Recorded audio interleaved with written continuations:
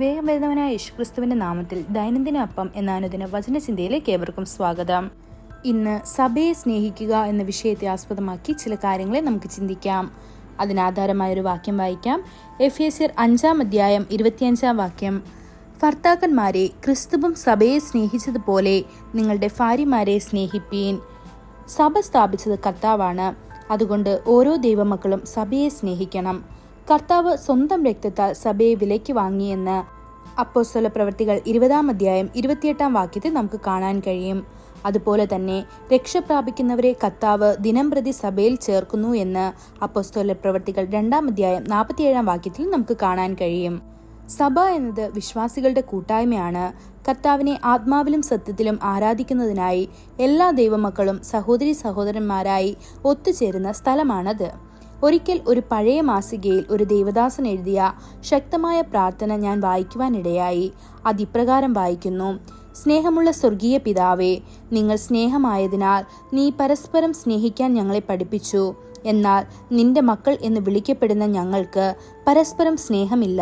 എന്നാൽ വിദ്വേഷം, ഭിന്നത, ശാഠ്യം, അസൂയ, അഹങ്കാരം, ക്രോധം, ജാതി വ്യത്യാസങ്ങൾ, സാമ്പത്തിക സാഹചര്യങ്ങളെ അടിസ്ഥാനമാക്കിയുള്ള വ്യത്യാസങ്ങൾ എന്നിവ ധാരാളമുണ്ട് താനും. ഞങ്ങളുടെ എല്ലാ പ്രവൃത്തികളും നിന്റെ കണ്ണുകളിൽ ചോരക്കണ്ണുനീർ വരുത്തുമെന്ന് ഞങ്ങൾക്കറിയാം. അതിനാൽ കർത്താവേ, അങ്ങയുടെ ദിവ്യ സ്നേഹത്താൽ ഞങ്ങളുടെ ഹൃദയത്തെ നിറയ്ക്കാൻ ഞങ്ങൾ നിന്നോട് അപേക്ഷിക്കുന്നു എന്ന്. സഭയെ സ്നേഹിക്കുന്ന ദൈവമക്കൾ സഭയ്ക്ക് വേണ്ടി പ്രാർത്ഥിക്കണം. പാസ്റ്ററിനും മറ്റ് ദേവദാസന്മാർക്കും വേണ്ടി അവർ കണ്ണുനീരോടെ പ്രാർത്ഥിക്കണം. രാഷ്ട്രത്തിൽ ഒരു പ്രശ്നമുണ്ടാകുമ്പോൾ നിങ്ങൾ ഒരു സഭയായി ഒത്തുചേരുകയും ഉപവാസ പ്രാർത്ഥന നടത്തുകയും വേണം. സഭയിലൂടെയുള്ള സുവിശേഷ ശുശ്രൂഷയിൽ സ്വയം ഏർപ്പെടുത്തുക. പുതിയ ആത്മാക്കളെ കണ്ടുമുട്ടുകയും അവരെ കർത്താവിലേക്ക് നയിക്കുകയും ചെയ്യുക. ക്രിസ്തുവിന്റെ മൂലക്കല്ലിൽ ഒരു മാളികയായി സഭ പണിയട്ടെ.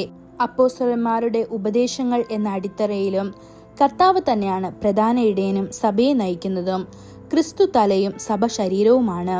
ക്രിസ്തു ഇടയനും സഭ അവന്റെ മേൽച്ചിൽപ്പുറത്തെ ആടുകളുമാണ്. ക്രിസ്തു മുന്തിരിവള്ളിയും സഭ എന്നത് മുന്തിരിവള്ളിയോ കൊമ്പുകളോ ആണ്. വിശ്വാസികൾക്കിടയിൽ കൂട്ടായ്മയും ഐക്യവും ഉണ്ടായാലേ സഭയ്ക്ക് ഏകാഗ്ര ഹൃദയത്തോടെ വളരാൻ കഴിയൂ. ഒരിക്കൽ പോൾ എങ്ങിച്ചോ പരാമർശിച്ചു: ഞങ്ങളുടെ സഭയിൽ വെറും 20 അംഗങ്ങൾ ഉണ്ടായിരുന്ന സമയങ്ങളുണ്ടായിരുന്നു. അംഗങ്ങൾ ദശലക്ഷങ്ങളായി പെരുകിയ സമയങ്ങളുമുണ്ട്. എന്നാൽ നമ്മുടെ സഭ ഒരിക്കലും ശിഥിലമായിരുന്നില്ല. കാരണം ഓരോ സേവനത്തിലും സഭ കൂട്ടായ്മയ്ക്കും ഹൃദയത്തിന്റെ ഏകത്വത്തിനും വേണ്ടി ഞങ്ങൾ കണ്ണുനീരോടെ പ്രാർത്ഥിച്ചിരുന്നു. അതുകൊണ്ടാണ് നഗര കവാടങ്ങൾ നമുക്കെതിരെ ജയിക്കാത്തത്. നാം ഒന്നിച്ചിരിക്കുന്നതിനാൽ ഞങ്ങൾ ശക്തരാണ്. നമ്മുടെ ഐക്യത്തിനും കൂട്ടായ്മയ്ക്കും എതിരാളി എന്ത് കൊണ്ടുവന്നാലും നമ്മുടെ പ്രാർത്ഥനാ യോദ്ധാക്കൾ മുട്ടുകുത്തി നിന്നുകൊണ്ട് നമുക്കെതിരെയുള്ള എല്ലാ ദുഷ്ട പദ്ധതികളും തകർത്ത് നശിപ്പിക്കുന്നു എന്ന്. ദൈവമക്കളെ, വിശ്വാസികളുടെ ശക്തിയാണ് സഭയുടെ ശക്തി. ഈ വചനങ്ങളാൽ ദൈവം നമ്മെ ഓരോരുത്തരെയും അനുഗ്രഹിക്കുമാറാകട്ടെ. കൂടുതൽ ധ്യാനത്തിനുള്ള വാക്യം അപ്പോസ്തല പ്രവൃത്തികൾ 4 32 വിശ്വസിച്ചവരുടെ കൂട്ടം ഏകഹൃദയവും ഏക മനസ്സും ഉള്ളവരായിരുന്നു.